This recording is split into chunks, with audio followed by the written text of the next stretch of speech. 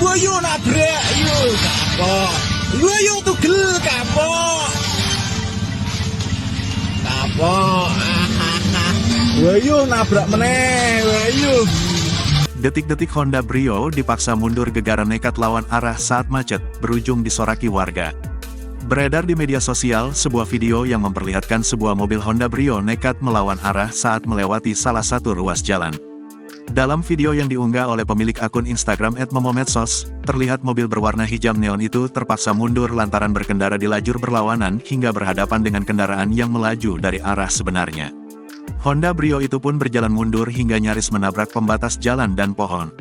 Melihat kondisi tersebut, tampak sejumlah pemotor justru kompak untuk membuat pengendara mobil itu geram dan memaksa pengendara mobil Honda Brio tersebut untuk melaju mundur.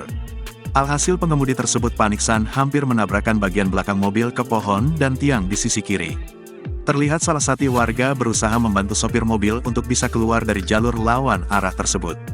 Melihat aksi pelanggaran dari pengendara Honda Brio tersebut, banyak pengguna jalan lainnya yang menyoraki aksi sopir tersebut.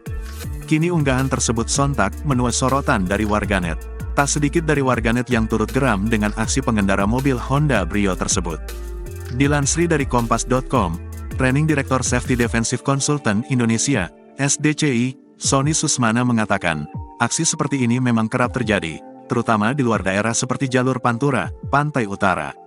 Sony melanjutkan, ketika di depan ada mobil yang berhenti atau macet, pengemudi harus berpikir positif kemungkinan besar ada suatu hambatan, jadi lihat dulu kondisinya.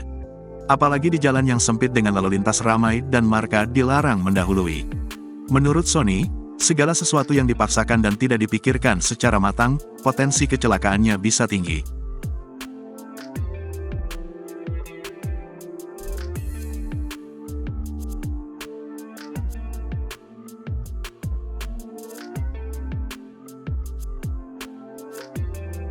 Download Tribun X sekarang, menghadirkan lokal menjadi Indonesia.